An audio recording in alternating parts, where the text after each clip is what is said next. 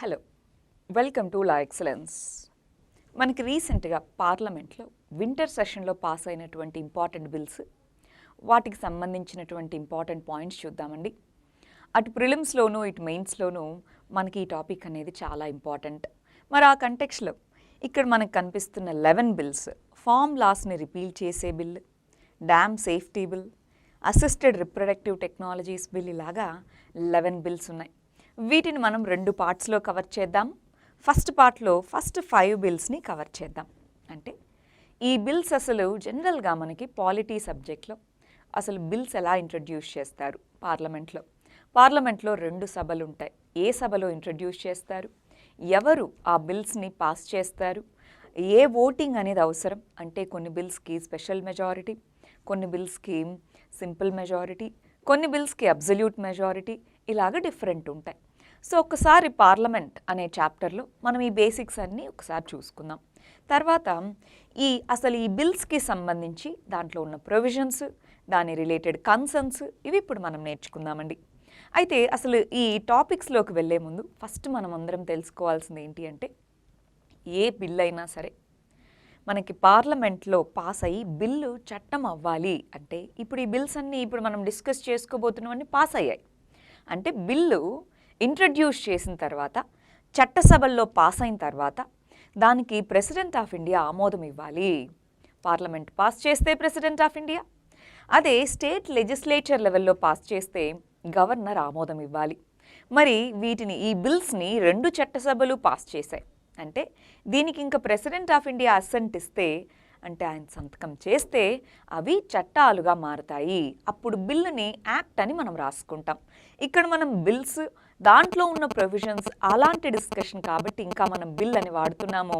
But అది pass అయింది, president of India ఆమోదించారు కూడా కాబట్టి మనం యాక్ట్ అని వాడాలి. రైట్? సరే, ముందు ఫస్ట్ పాస్ చేసినటువంటి 11 బిల్స్లో ఫస్ట్ది ఫార్మ్ లాస్ రిపీల్ బిల్ అంటున్నారు. మనకి అగ్రికల్చర్ అనేది, దానికి సంబంధించినటువంటి విషయాలు ఇవన్నిటినీ కూడా రాజ్యాంగంలో డీల్ చేసేదాని కోసం అగ్రికల్చర్ అనే టాపిక్ని మనకి స్టేట్ లిస్ట్ అనే దాంట్లో ప్లేస్ చేశారు. అంటే ఎవరు దేని మీద చట్టాలు చేయొచ్చు అన్న దానికోసం మనకి 3 లిస్ట్ లాగా డివైడ్ చేశారు. ఒకటి సెంట్రల్ లిస్ట్, దాన్ని యూనియన్ లిస్ట్ అంటారు. 2 స్టేట్ లిస్ట్, 3 కన్కరెంట్ లిస్ట్, ఉమ్మడి జాబితా అంటాం. మరి అగ్రికల్చర్ అనేది స్టేట్ లిస్ట్ కిందకు వస్తుంది. మీరు ఎందుకు చట్టాలు చేశారు, ఈ చట్టాలు చేసేటప్పుడు మమ్మల్ని కన్సల్ట్ అవ్వలేదు అని రాష్ట్రాలు క్రిటిసైజ్ చేయడం మొదలుపెట్టాయి. ఫార్మర్ ప్రొటెస్టులు జరిగాయి. ఇలా ఆల్మోస్ట్ 1 ఇయర్ తర్వాత ఈ చట్టాలను రిపీల్ చేశారు. మనకి ఆల్రెడీ ఫార్మ్ లాస్ అంటే ఏంటి అంటే, ఈ అగ్రికల్చరల్ చట్టాలంటే ఏంటి, వాటికి సంబంధించిన విషయాలు ఏంటి, ఇవన్నీ ఒక స్పెషల్ వీడియోలో మనం ఆల్రెడీ చదువుకొని ఉన్నాం. ఇక్కడ మన డిస్కషన్ అసలు ఇప్పుడు దీన్ని రిపీల్ చేయడం అంటే ఏంటి, రిపీల్ చేసే పవర్ ఎవరికి ఉంటుంది, మరి ఆ రిపీల్ ఎన్ని విధాలుగా చేయొచ్చు అవి చూద్దాం. ఫస్ట్ అసలు ఈ 3 చట్టాలు ఏంటి, ఏ 3 చట్టాలని ఫార్మ్ చట్టాలని రిపీల్ చేశారు అన్నది చూద్దాం. ఫస్ట్ది farmers produce trade and commerce చట్టము. రెండోది farmers agreement on price assurance and farm services చట్టము. మూడోది ఎసెన్షియల్ కమోడిటీస్ చట్టము. ఇలాగా 3 చట్టాలు అనేవి పాస్ చేశారు. వీటికి అగెయినెస్ట్గా ఫార్మర్స్ చాలామంది ప్రొటెస్టులు చేశారు, చాలామంది క్రిటిసైజ్ చేశారు. గవర్నమెంట్ ఏమో వీటిని మేము తీసుకొని రావడం వెనకాల పర్పస్ అగ్రికల్చరల్ రిఫార్మ్స్ని ఇంట్రడ్యూస్ చేయడం కోసం అన్నారు. మరి అగ్రికల్చరల్ రిఫార్మ్స్ అనేవి అటు ఎకనామికల్గాను ఇటు సోషల్గాను చాలా చాలా ప్రామినెంట్.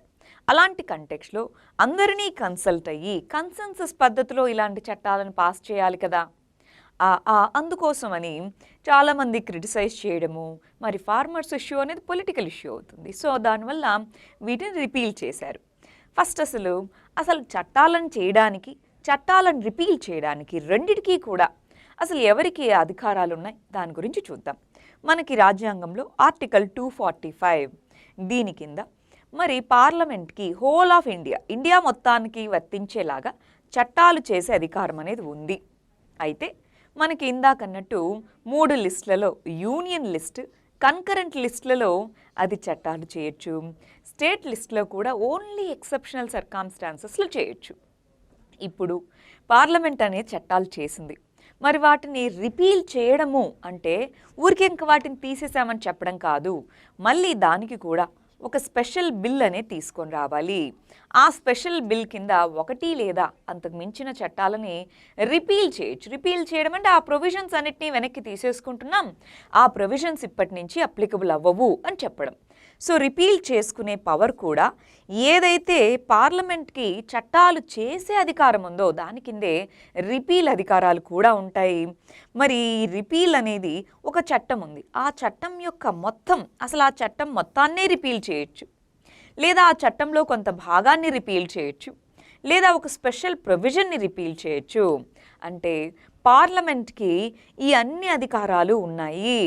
యూనియన్ ద్వారా చేయబడిన చట్టాలు, యూనియన్ పార్లమెంట్ ద్వారా చేయబడిన చట్టాలని మొత్తానికి లేదా కొంత పార్ట్ లేదా ఒక ప్రొవిజన్ని కూడా రివోక్ చేసే రిమూవ్ చేసే ప్రొవిజన్స్ పవర్స్ అనేవి పార్లమెంట్కి ఇవ్వబడ్డాయి. సరే, మరి ఈ కంటెక్స్లో 2 రకాలుగా ఈ చట్టాలని రిపీల్ చేయొచ్చు. ఒకటి ఆటోమేటిక్ రిపీల్, అంటే ఆటోమేటిక్గా మనకి ఆ చట్టాల యొక్క టైం పీరియడ్ అనేది ఒక ఫిక్స్ టైం అని పెడతారు. దాన్నే సన్సెట్ క్లాజ్ అంటారు. అంటే కొన్ని చట్టాలు పాస్ చేసేటప్పుడే ఈ చట్టం ఇన్ని సంవత్సరాల వరకు వర్తిస్తుంది, ఇలాగా క్లియర్గా చట్టంలోనే మెన్షన్ చేస్తారు. అలాంటి చట్టాల్లో ఆ టైం పీరియడ్ అనేది ఎప్పుడైతే కంప్లీట్ అవుతుందో, టైం పీరియడ్ అయిపోగానే దాని యొక్క అప్లికేషన్ అంటే దాని ఇంప్లిమెంటేషన్ అనేది ఆటోమేటిక్గా ఆగిపోతుంది. సో అందువల్ల ఆ క్లాజ్ని సన్సెట్ క్లాజ్ అని పిలుస్తాము. మరి ఆ ప్రొవిజన్ని రిపీలింగ్ అంటే తీసివేయడము అని పిలుస్తారు. సన్సెట్ క్లాజ్ అంటే ఆటోమేటిక్గా, రిపీల్ అంటే పార్లమెంట్ ఎక్స్ప్లిసిట్గా చేసేదాన్ని రిపీల్ అని పిలుస్తారు. అంటే దాని మీనింగ్ ఏంటి? ఇప్పుడు ఇందాక అన్నట్టు అగ్రికల్చరల్ చట్టాలు, వాటికంటూ ఒక సన్సెట్ క్లాజ్ లేదు, ఈ టైం పీరియడ్ తర్వాత అవి ఇంప్లిమెంటేషన్లో ఉండవు, ఇలాంటివి లేవు. ఫర్ ఎగ్జాంపుల్ ఇంతకుముందు టాడా చట్టము, దానికి 1995 వరకు సన్సెట్ క్లాజ్ అని పెట్టారు, ఆ తర్వాత అది ల్యాప్స్ అయిపోయింది. ఇప్పుడు అలా కాదు, ఎక్స్ప్లిసిట్గా తీసేయాలి, దానికోసం రిపీల్ బిల్లుని ప్రవేశపెట్టాలి. మరి ఈ రిపీల్ అనేది 2 రకాల మార్గాల ద్వారా చేయొచ్చు. ఒకటి ఆర్డినెన్స్ పద్ధతి, ఆర్డినెన్స్ రూపంలో. రెండోది డైరెక్ట్గా బిల్లును ప్రవేశపెట్టి లెజిస్లేషన్ రూట్ అంటారు. ఈ 2 పద్ధతుల్లో రిపీల్ అనే చేయొచ్చు. ఆర్డినెన్స్ పద్ధతి అంటే ఏంటి? చట్టసభలు అనేవి అంటే పార్లమెంటు లేదా స్టేట్ లెజిస్లేచర్ అనేవి సభలో లేనప్పుడు గవర్నమెంట్ అనేది పార్లమెంట్ చేసిన చట్టాలనైతే ప్రెసిడెంట్ ఆఫ్ ఇండియా ద్వారా, స్టేట్ లెజిస్లేచర్ చేసిన చట్టాలనైతే గవర్నర్, స్టేట్ లెజిస్లేచర్ చేయగలిగే చట్టాలు గవర్నర్ ద్వారా రిపీల్ చేయొచ్చు లేదా తీసుకొని రావచ్చు.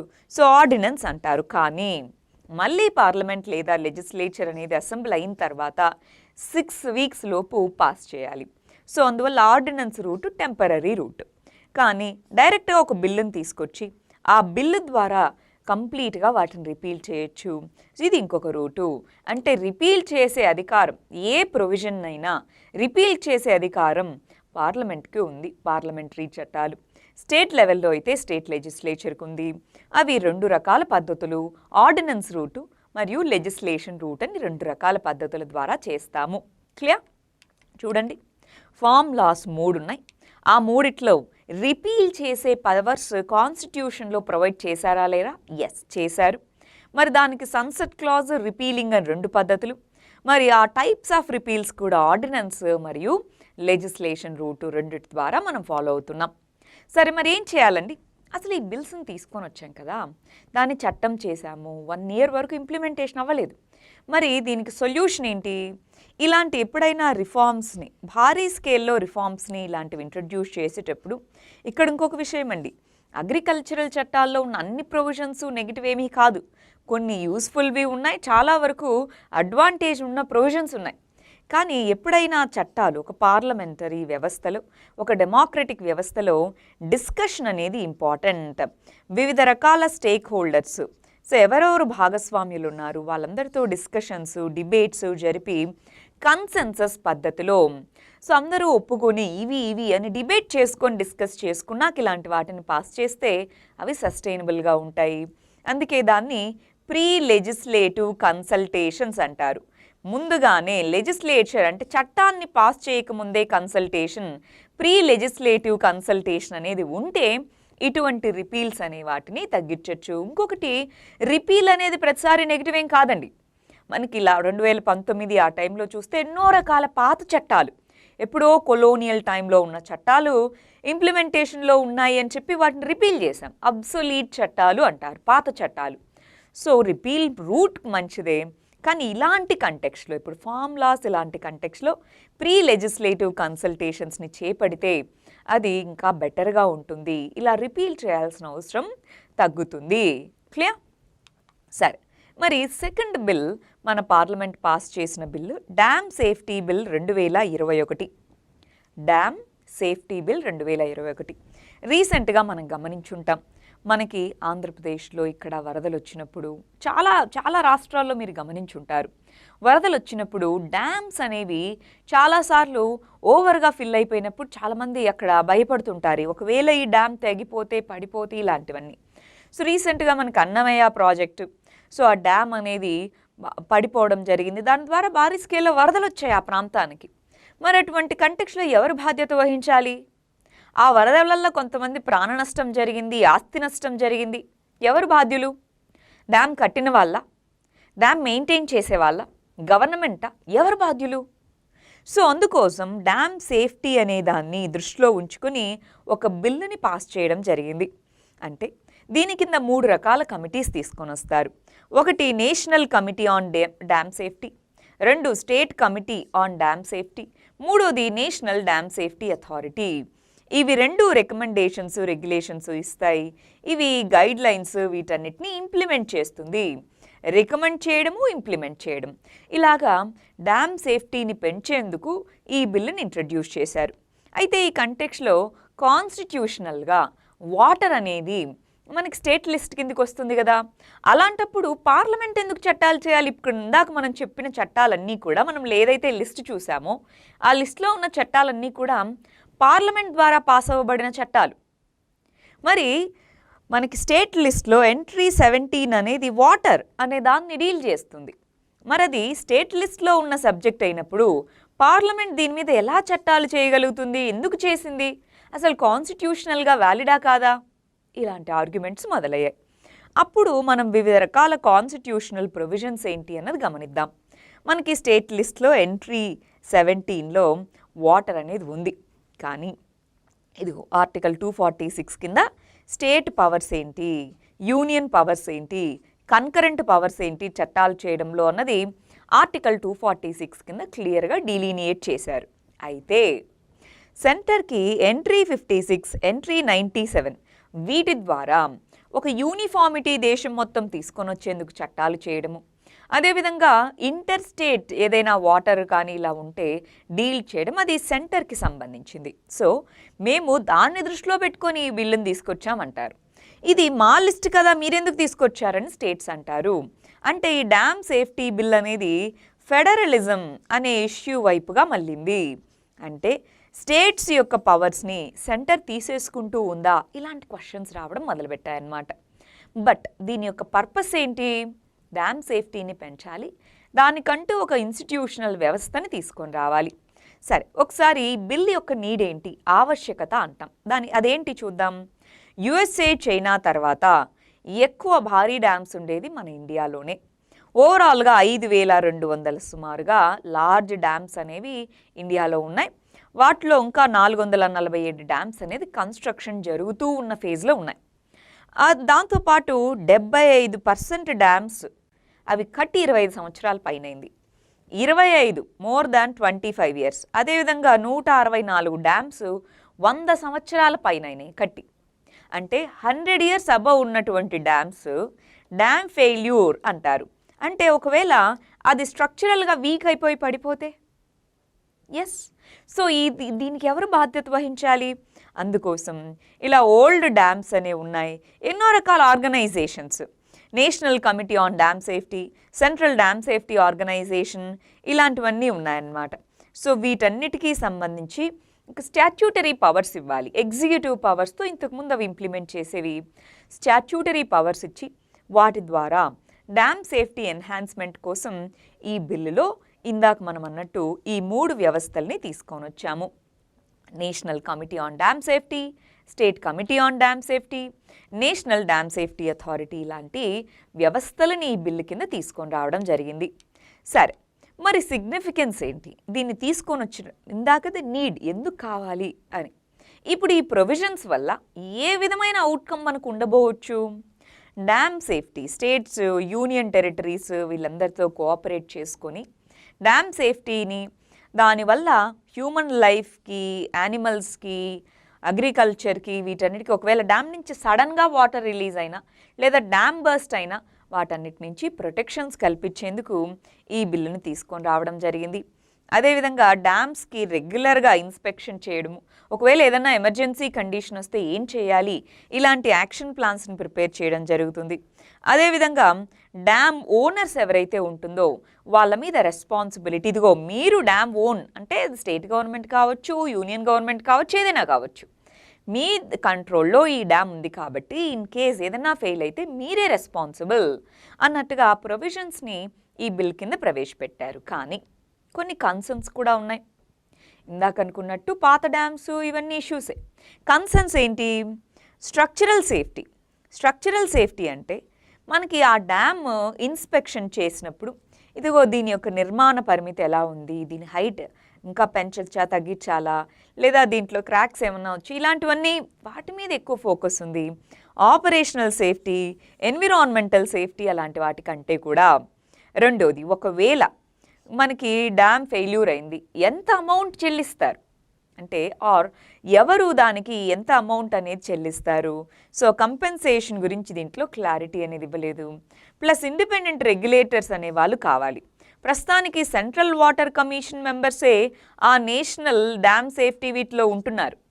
అవే మెయింటైన్ చేస్తూ, అవే ఎర్లీ వార్నింగ్ ఇస్తూ, అవే రెగ్యులేట్ చేసుకుంటే ఎలాగా? వాళ్ళ సైడ్ నుంచి ఏదైనా మిస్టేక్ ఉంది, వాళ్ళే రెగ్యులేట్ చేసుకొని పనిష్మెంట్ ఇవ్వలేరు. సో ఇలాంటి కన్సర్న్స్, స్టేట్స్ ఏమో ఇది మా సబ్జెక్టు, మీరెందుకు వచ్చి చట్టాలు చేస్తున్నారు, ఇలాంటి కన్సర్న్స్. సో ఇవన్నీ కూడా దీంట్లో ఉండేటటువంటి మేజర్ కన్సర్న్స్. బట్ ఓవరాల్గా మరి ఏం చేయాలి?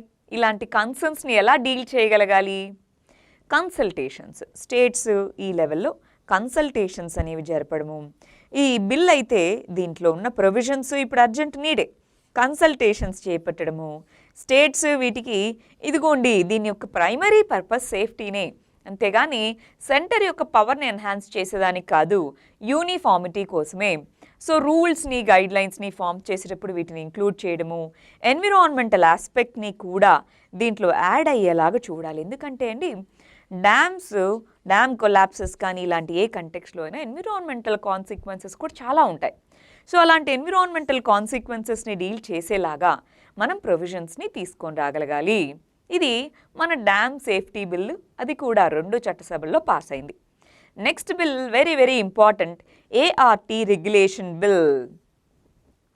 ART assisted reproductive technologies. ART అనే టెక్నాలజీస్ని రెగ్యులేట్ చేసేదానికి దేశంలో తీసుకొని రాబడినటువంటి బిల్లు, దాన్ని పాస్ చేయడం జరిగింది. అది ఇప్పుడు చట్టం రూపంలో మారింది. ఏఆర్టీ అసిస్టెడ్ రిప్రొడక్టివ్ టెక్నాలజీ అంటే ఏంటి? ఇన్ఫర్టిలిటీ ఉన్నప్పుడు లేదా రిప్రొడక్షన్కి సంబంధించి న్యాచురల్ పద్ధతిలో రిప్రొడక్షన్లో ఇష్యూస్ ఉన్నప్పుడు మేల్ పార్ట్నర్లో కానీ ఫీమేల్ పార్ట్నర్లో కానీ దానికి టెక్నాలజీ యొక్క హెల్ప్ని ఉపయోగిస్తారు.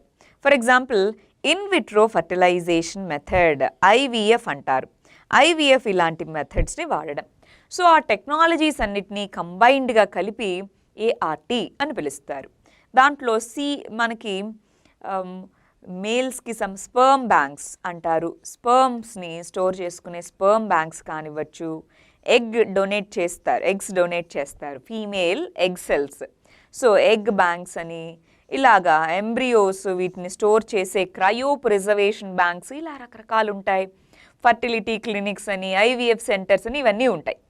మరి వాటికి సంబంధించి వాటిని రెగ్యులేట్ చేసేందుకు తీసుకొని రాబడిన బిల్లే ఇది. మరి దీంట్లో ప్రొవిజన్స్ ఏంటో చూద్దామా? రైట్, ఒక నిమిషం అండి. దీంట్లో ప్రొవిజన్స్ ఏంటి అంటే, ఒక నేషనల్ బోర్డ్ అనేది తీసుకొని వచ్చి సో దాని కింద ఒక కోడ్ ఆఫ్ కాండక్ట్ ఎవరికి? ఈ in vitro fertilisation clinics, fertility centres, fertility clinics అంటామా, వాటికంటూ ఒక కోడ్ ఆఫ్ కాండక్ట్. ఇదిగోండి, మీరు మనీ కోసమే కాదు, ఎథికల్ ఆస్పెక్ట్, లీగల్ ఆస్పెక్ట్, ఈ విధమైన గైడ్లైన్స్ ఫాలో అవ్వాలి. ఇవన్నీ కూడా క్లియర్ కట్గా చెప్తే కోడ్ ఆఫ్ కాండక్ట్ అంటారు. సో దాన్ని డిసైడ్ చేయడము, physical infrastructure, laboratory standards, diagnostic standards, ఏవంటే అవి ఏఆర్టీ క్లినిక్స్ అని చెప్పుకోకుండా వాటికంటూ కొన్ని స్టాండర్డ్స్ని డిసైడ్ చేయడము. అదేవిధంగా ఎంబ్రియో అంటే మనకి female egg cell, male sperm cell, ఈ రెండింటిని ఆర్టిఫిషియల్గా ఫర్టిలైజ్ చేసి వచ్చినటువంటి జైగోట్ అంటారు. ఆ జైగోట్ అనే దాన్ని అది గ్రో అయినప్పుడు ఎంబ్రియో అని పిలుస్తారు. ఈ ఎంబ్రియోని తీసుకుని మరి ఫీమేల్ యొక్క యూటరస్లోకి పంపిస్తారు. నార్మల్గా మనకి ఐవీఎఫ్ టెక్నిక్లో జరిగేది, రెండు ఫీమేల్ అండ్ మేల్ యొక్క గ్యామెట్స్ని తీసుకొని, రిప్రొడక్టివ్ సెల్స్ని తీసుకొని ఆర్టిఫిషియల్గా రిప్రొడ్యూస్ చేసి ఫర్టిలైజ్ చేసి ఆ ఫర్టిలైజ్ అయినటువంటి ఎగ్ సెల్ని మళ్ళీ బాడీలోకి, ఫీమేల్ యూటరస్లోకి పంపిస్తారు. అటువంటి కంటెక్స్లో ఏ విధమైనటువంటి గైడ్లైన్స్ ఫాలో అవ్వాలి? క్రయో ప్రిజర్వేషన్ అంటారు. మనకి ఇప్పుడు ఎంబ్రియానిక్ సెల్స్, ఈ ఎగ్ సెల్స్, వీటిని స్టోర్ చేసే క్రయో ప్రిజర్వేషన్ సెంటర్స్ ఉంటాయి. సో వాటిలో ఏ విధమైన స్టాండర్డ్స్ పాటించాలి? ఒక నేషనల్ లెవెల్ రిజిస్ట్రీ డేటాబేస్ తీసుకొని రావాలి. అది ఎలాగ డేటాబేస్ అనేది?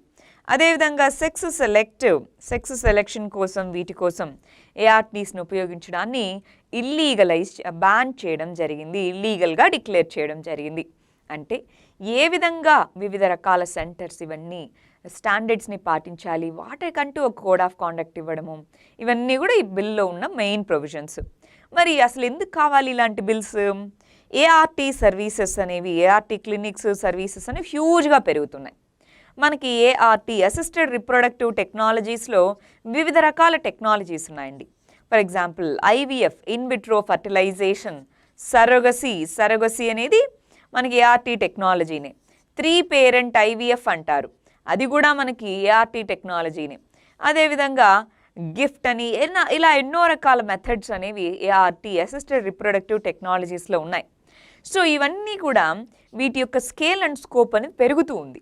మరి అలాంటప్పుడు వాటిని రెగ్యులేట్ చేయాలా?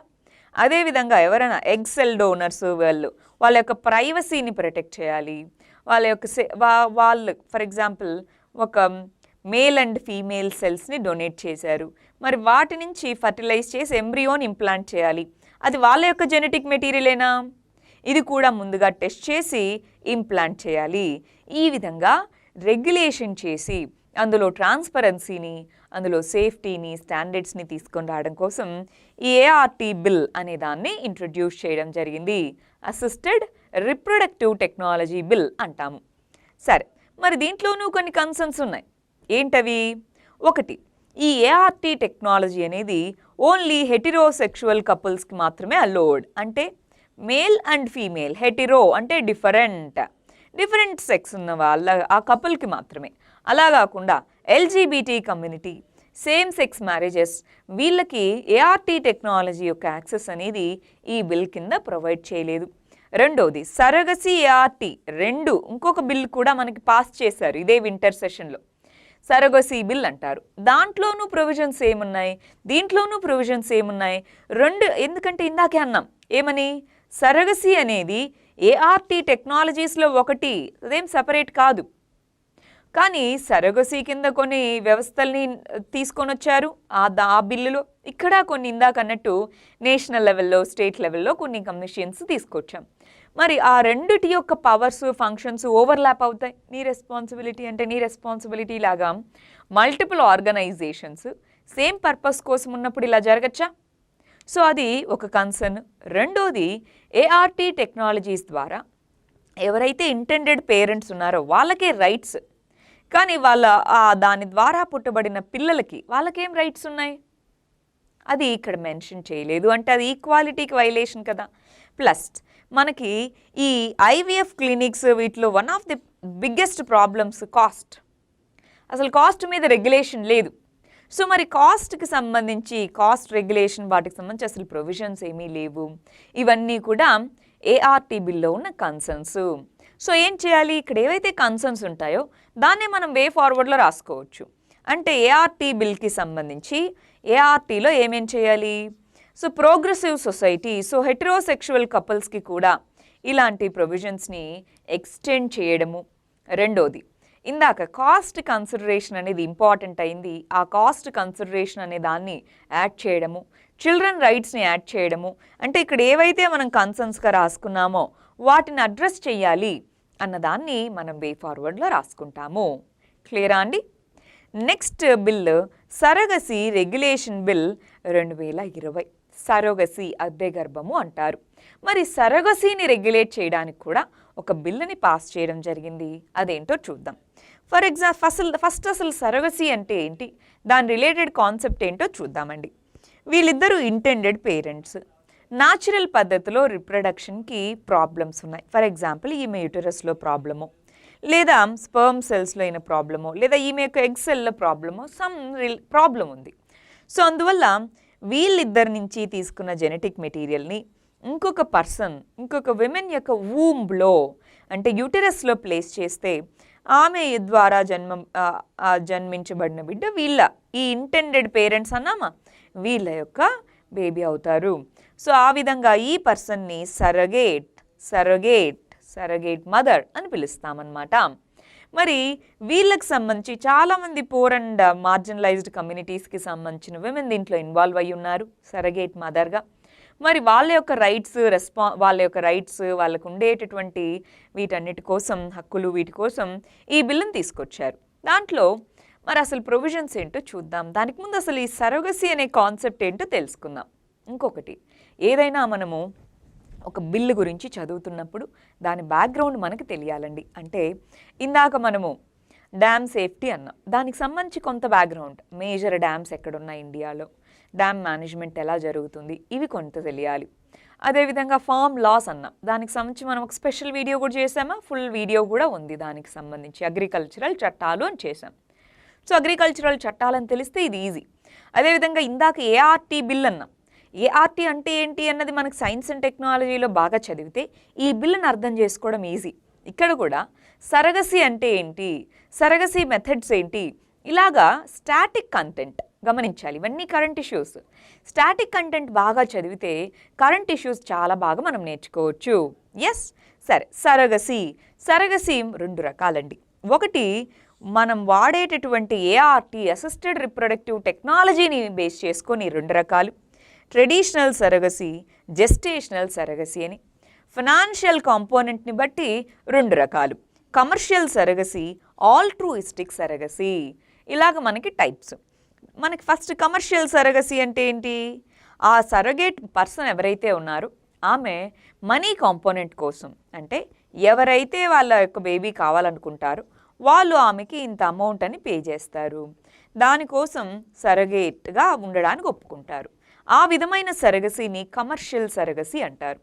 ఆల్ట్రూయిస్టిక్ సరగసీ అంటే మనీ కాంపోనెంట్ ఏమీ లేకుండా వాలంటరీగా, మేబీ రిలేటివ్సో ఫ్రెండ్సో ఇలాగా వాలంటరీగా ఈ సరగేట్గా ఉండడానికి ఒప్పుకుంటే దాన్ని ఆల్ట్రూయిస్టిక్ సరగసీ అంటారు. అసలు ఈ సరగసీ బిల్ తీసుకొని రావడానికి one of the major reasons ఏంటి అంటే, మన ఇండియా అనేది సరగసీ హబ్, వరల్డ్ వైడ్గా సరగసీ హబ్గా మారింది అన్నారు. అంటే ఏంటి మీనింగ్, విదేశాల నుంచి వీటన్నిటి నుంచి వచ్చి ఇక్కడ చాలా తక్కువ కాస్ట్కి, చాలా తక్కువ రెగ్యులేషన్స్తో, చాలా తక్కువ పర్మిషన్స్తో సరగేట్ మదర్ని మరి వాళ్ళు హైర్ చేసుకోవచ్చు, సరగసీ ద్వారా బిడ్డను పొందొచ్చు. కానీ కమర్షియల్ ఎక్స్ప్లాయిటేషన్ అనేది ఉంది. సో వాళ్ళని ఎక్స్ప్లాయిట్ చేస్తున్నారు. మల్టిపుల్ టైమ్స్ ఆమె సరగేట్గా ఉండడము, దానివల్ల ఎక్స్ప్లాయిటేషన్ అనేది ఉంది, హెల్త్ ఇష్యూస్ ఇవన్నీ వస్తున్నాయి. అందుకని కమర్షియల్ సరగసీని ఇండియాలో ఈ సరగసీ బిల్ ద్వారా రెగ్యులేట్ చేయడము, దాన్ని అసలు కంప్లీట్గా బ్యాన్ చేయడం జరిగింది. ప్రస్తుతానికి ఓన్లీ ఆల్ట్రూయిస్టిక్ సరగసీని మాత్రమే అలో చేస్తున్నాము, కమర్షియల్ సరగసీని అలో చేయట్లేదు ఈ బిల్ ప్రకారం. ఆ 2 కాంపోనెంట్స్ అయితే క్లియర్ కదా. ఇప్పుడు ట్రెడిషనల్ సరగసీ, జెస్టేషనల్ సరగసీ, ఈ 2 ఏంటో చూద్దాం ఒకసారి. ట్రెడిషనల్ సరగసీ అంటే ఒక పేరెంట్, ఇంకొక అదర్ పేరెంట్, ఇద్దరున్నారు. ఈమె మేల్ అనుకుందాం, ఫీమేల్ పర్సన్. సో ఈమె ఫర్టైల్ కాదు, ఇన్ఫర్టైల్. సో అటువంటి కంటెక్స్లో మేల్ పర్సన్ నుంచి స్పర్మ్ సెల్స్ని తీసుకొని సరగేట్ పర్సన్ ఎవరైతే ఉంటారో తన యొక్క బాడీలోకి యూటరస్లోకి స్పర్మ్ సెల్స్ని రిలీజ్ చేస్తారు. ఫాలోపియన్ ట్యూబ్లో కానీ యూటరస్లో కానీ ఫర్టిలైజ్ అవుతుంది. ఈ సరగేట్ మదర్ ఆ పర్టికులర్ బేబీని క్యారీ చేస్తారు. దీన్ని ట్రెడిషనల్ సరగసీ అని అంటారు. ట్రెడిషనల్ సరగసీ అని పిలుస్తాము. దీన్నే జెనెటిక్ సరగసీ అంటే ఎవరైతే సరగేట్ పర్సన్గా ఉంటున్నారో ఆమె యొక్క జెనెటిక్ మెటీరియల్ కూడా పుట్టబోయేటటువంటి బిడ్డలో ఉంటుంది. అందుకే దీన్ని జెనెటిక్ సరగసీ లేదా ట్రెడిషనల్ సరగసీ అంటారు. ఇప్పుడు వీళ్ళిద్దరూ ఒక కపుల్, పుట్టిన బిడ్డకి ఈమె నుంచి జెనెటిక్ మెటీరియల్ వచ్చింది. మరి లీగల్గా ఎవరు మదర్ అని ఎలా కన్సిడర్ చేస్తారు? లీగల్గా వీళ్ళిద్దరూ మ్యారీడ్. సో ఈయన యొక్క వైఫ్. సో వీళ్ళు బిడ్డను కావాలని ఈ మెథడ్ ఎంచుకున్నారు. కానీ ఈమె నా జెనెటిక్ మెటీరియల్ ఉంది, పుట్టిన బిడ్డ నాకు పుట్టిన వాళ్ళే అని లీగల్గా ఛాలెంజ్ చేస్తే, అందుకని ట్రెడిషనల్ సరగసీని అలో చేయట్లేదు ఇండియాలో. ఓన్లీ జెస్టేషనల్ సరగసీనే. అంటే ఏంటి? ఫీమేల్ నుంచి ఎగ్ సెల్ని, మేల్ నుంచి స్పర్మ్ సెల్ని తీసుకొని ఆర్టిఫిషియల్గా దాన్ని ఫర్టిలైజ్ చేసి ఆ ఫర్టిలైజ్ అయిన ఎంబ్రియోని మాత్రమే ఈమె యొక్క బాడీలోకి ఇంప్లాంట్ చేస్తారు. అంటే సరగేట్ మదర్ నుంచి ఏ విధమైన జెనెటిక్ మెటీరియల్ రావట్లేదు. ఓన్లీ జెస్టేషనల్ క్యారీ చేయడం వరకు మాత్రమే ఆమె యొక్క బాధ్యత. దీన్నే హోస్ట్ సరగసీ అని పిలుస్తారు. ప్రస్తుతానికి ఇండియాలో ట్రెడిషనల్ సరగసీ అలో లేదు. ఓన్లీ జెస్టేషనల్ సరగసీ మాత్రమే అలో ఉంది. ఇక్కడ ఏ విధమైన జెనెటిక్ మెటీరియల్ కూడా ట్రాన్స్ఫర్ అనేది అవ్వట్లేదు. రైట్?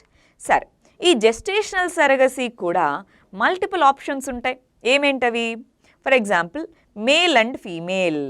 సో ఫీమేల్ పర్సన్ నుంచి తన ఎగ్ని, తన యొక్క పార్ట్నర్ యొక్క స్పర్మ్ని, ఆ రెండింటిని ఫర్టిలైజ్ చేసి వచ్చినటువంటి ఎంబ్రియోని జెస్టేషనల్ సరగేట్ పర్సన్ బాడీలోకి అంటే ఊంలోకి పంపించడం. రెండోది ఫీమేల్ ఇన్ఫర్టైల్ అంటే ఆమె బాడీలో ఎగ్ సెల్స్ అనేవి లేవు, ఉన్నా ఫాల్టీగా ఉన్నాయి అనుకుందాం. అప్పుడు ఎగ్ డొనేషన్ సెంటర్స్ అని ఉంటాయి. అక్కడి నుంచి ఒక ఎగ్ సెల్ని తెచ్చుకుంటారు. ఆ తర్వాత ఎవరైతే ఇంటెండెడ్ పార్ట్నర్ ఉంటారో ఆయన యొక్క స్పర్మ్ సెల్తో ఈ డొనేటెడ్ ఎగ్ని ఫర్టిలైజ్ చేసి దాన్ని జెస్టేషనల్ క్యారియర్ యొక్క బాడీలోకి పంపిస్తారు. లేదా ఇద్దరు partners, female partner, male partner ఇద్దరు ఫర్టైల్ కాదు. సో ఇద్దరు అంటే రెండు కూడా డోనర్ ఎగ్ సెల్స్ని తీసుకొని వచ్చి ఫర్టిలైజ్ చేసి దాని ద్వారా రిజల్ట్ ద్వారా వచ్చిన ఎంబ్రియోని జెస్టేషనల్ క్యారియర్లో ప్లేస్ చేస్తారంటే సరగేట్ పర్సన్ యొక్క ఊంలోకి ఇంజెక్ట్ చేస్తారు. ఈ విధంగా జెస్టేషనల్ సరగసీ అనేది వివిధ రకాలుగా ఉంటుంది. ఇందాక అన్నట్టు ఈ పర్టికులర్ బిల్లో ఓన్లీ జెస్టేషనల్ సరగసీని అలో చేస్తుంది, ట్రెడిషనల్ సరగసీని అలో చేయదు. ప్లస్ దీంట్లో సరగసీ బోర్డ్స్ అనేవి నేషనల్ లెవెల్లో, స్టేట్ లెవెల్లో సరగసీ బోర్డ్స్ ఉంటాయి. అవి సరగసీ ఈ ప్రాక్టీసెస్ని వీటన్నిటిని రెగ్యులేట్ చేస్తాయి. 23 నుంచి 50 సంవత్సరాల ఏజ్ ఉన్న వాళ్ళు, ఇండియన్ మ్యారీడ్ కపుల్ ఫీమేల్స్ అయితే, మేల్స్లో అయితే 26 నుంచి 55 సంవత్సరాలు పైబడిన వాళ్ళే ఈ సరగసీ మెథడ్కి వెళ్ళాలి. ఓన్లీ ఇండియన్ కపుల్స్ మాత్రమే. ఇంతకుముందు అన్నాం కదా ఇండియా అనేది సరగసీ హబ్గా మారింది అని. ఫారినర్స్కి ఇప్పుడు అలో లేదు, ఓన్లీ ఇండియన్ కపుల్స్కి మాత్రమే అలో ఉంది. సో సర్టిఫికేట్ ఆఫ్ ఎసెన్షియాలిటీ అనేది పొందాలి. అంటే మా ఇద్దరికి న్యాచురల్ పద్ధతిలో మరి పిల్లలు పుట్టే అవకాశం లేదు కాబట్టి మాకు ఇదే పద్ధతి, ఇదే ఎసెన్షియల్ మదర్హుడ్కి, లేదా మా పిల్లలు కావాలంటే ఇది పద్ధతే, మరి మాకున్న ఫైనల్ సొల్యూషన్ అని వాళ్ళు సర్టిఫికేట్ పొందాలి. ఎలిజిబుల్ మేము ఈ age group plus medical condition మా బాడీస్కి దీనికి అలో చేయదు అని చెప్పి సర్టిఫికేట్ పొందాలి. అప్పుడే సరగసీని అలో చేయడం జరుగుతుంది. అదేవిధంగా చిల్డ్రన్ ఒకవేళ సరగసీ ద్వారా వాళ్ళకి ఒక పిల్లను పుట్టారు, పిల్లను తీసుకున్నారు, వాళ్ళని మధ్యలో వదిలేయకూడదు. వీళ్ళు మాకు పుట్టిన వాళ్ళు కాదు, అలాగా వాళ్ళని మధ్యలో వదిలేయకూడదు. ఒకవేళ వాళ్ళకి తర్వాత కాలంలో న్యాచురల్గా ఇంకొక పిల్లోడో పుట్టాడు అనుకోండి, అప్పుడు వీళ్ళని వదిలేయకూడదు, అబాండన్ చేయకూడదు. సరగసీ క్లినిక్స్ ఎలా ఉన్నాయి వాటికి కొన్ని రెగ్యులేషన్స్ తీసుకొని రావడము. సరగేట్ మదర్ ఇప్పుడు జన్మనిచ్చిన తర్వాత ఆమెకి కాంప్లికేషన్స్ వస్తే ఎవరు బాధ్యులు? 36 నెలల వరకు ఇన్సూరెన్స్ అనేది డెలివరీ తర్వాత కల్పించడం జరుగుతుంది. అదేవిధంగా సెక్స్ సెలెక్షన్ అంటే పుట్టబోయే బిడ్డలో, సరగసీ ద్వారా పుట్టబోయే బిడ్డలో ఇది ఆడబిడ్డ అయితే టర్మినేట్ చేయించడం, అలాగా చేయకూడదు, దాన్ని ఇల్లీగలైజ్ చేయడం జరిగింది. సో ఇవన్నీ కూడా సరగసీ రెగ్యులేషన్ బిల్లో ఉన్న ఇంపార్టెంట్ ప్రొవిజన్స్. మరి అసలు ఇలాంటి బిల్స్ యొక్క ఇంపార్టెన్స్ ఏంటి? మనకి లో కాస్ట్ ఫర్టిలిటీ క్లినిక్స్ ఇవి పెరుగుతున్నాయి, వాటిని రెగ్యులేట్ చేయట్లేదు. ఎస్పెషలీ పువర్ అండ్ మార్జినలైజ్డ్ విమెన్ని ఇలా సరగేట్స్గా వాడడం, మల్టిపుల్ సరగేసిస్ అంటే బేబీ మేకింగ్ మెషిన్స్గా వాళ్ళని చూడడము. అంటే ఇయర్ సరగేట్గా ఉన్నారు, నెక్స్ట్ ఇయర్ సో అట్లా కంటిన్యూస్గా డెలివరీస్ ఇది జరిగితే వాళ్ళలో వివిధ రకాల కాంప్లికేషన్స్ వచ్చే అవకాశం ఉంది. సో ఎక్స్ప్లాయిటేషన్ ఉండకుండా ఉండాలి. చాలా దేశాల్లో కమర్షియల్ సరగసీ అనేది బ్యాన్ అండి. రష్యా, ఉక్రెయిన్ ఇలాంటి వాటిలో తప్ప మిగిలిన వాటిలో కమర్షియల్ సరగసీ బ్యాన్. మన ఇండియాలో ఇప్పటివరకు దాన్ని రెగ్యులేట్ చేయలేదు కాబట్టి అటు బ్యాన్ లేదు, ఇటు ఏదీ లేదు. ఇప్పుడు దాన్ని బ్యాన్ చేయడం జరిగింది. సో అందువల్ల ఈ బిల్ అనేది ఇంపార్టెంట్. కానీ దీనికి కొన్ని క్రిటిసిజమ్స్ ఉన్నాయి. ఏంటవి? ఇందాక ఏఆర్టీకి ఏమైతే చెప్పామో అవే క్రిటిసిజమ్స్ అన్నమాట.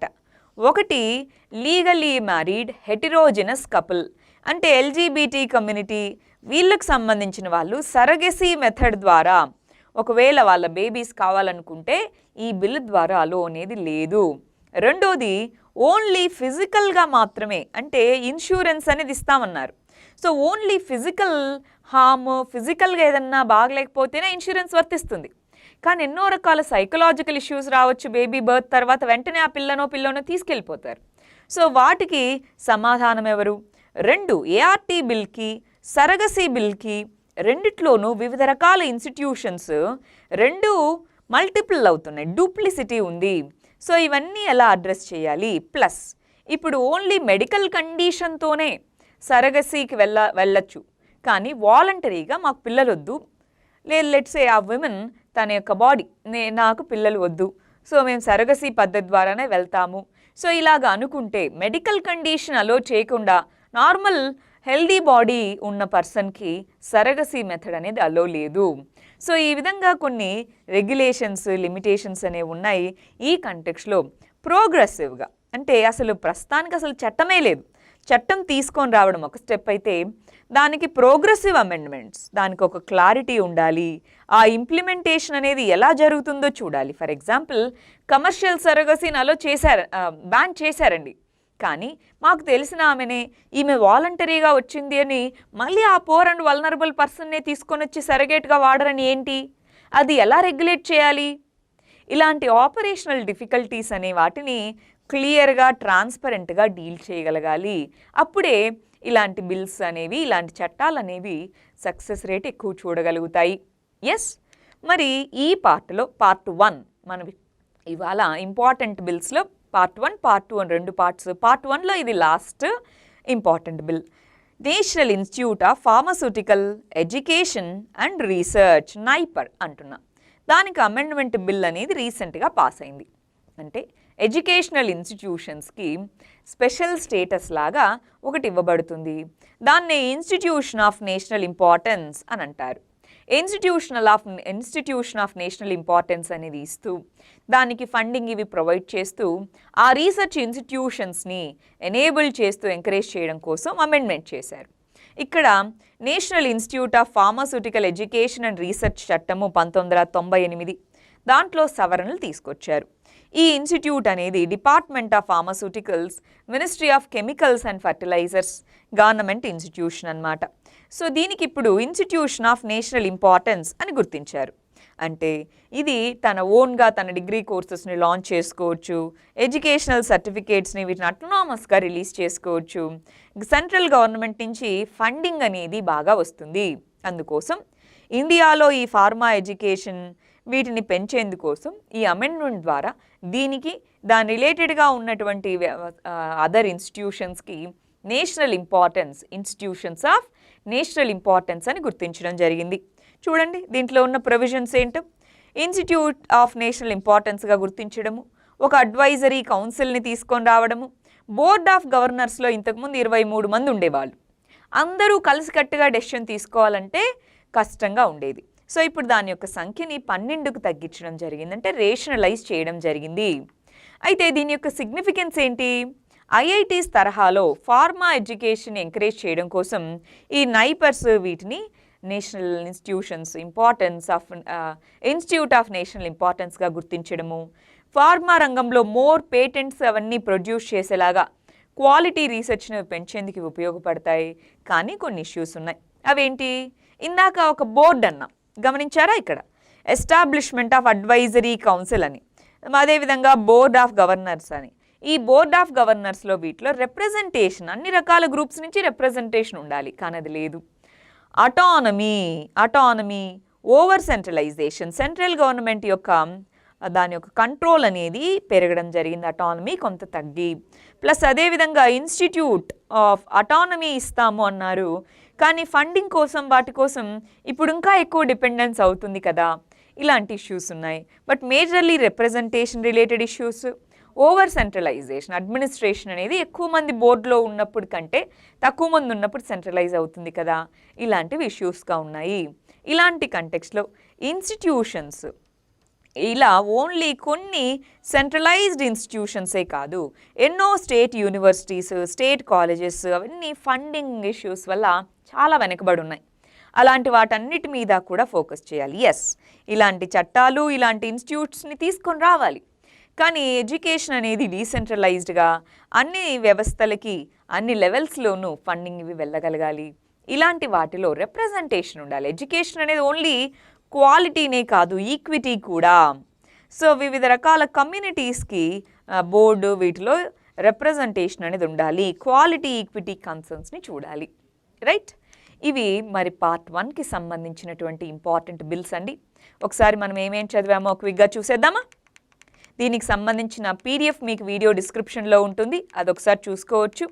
ఇప్పుడు ఈ వీడియోలో మనం ఫార్మ్ లాస్ రిపీల్ బిల్ చదివాము, డ్యామ్ సేఫ్టీ బిల్ చదివాము, అసిస్టెడ్ రిప్రొడక్టివ్ టెక్నాలజీ బిల్ చదివాము, సరోగసీ బిల్ చూసాము, national Institute of Pharmaceutical Education and research, ఈ 5 బిల్స్ చూసాము.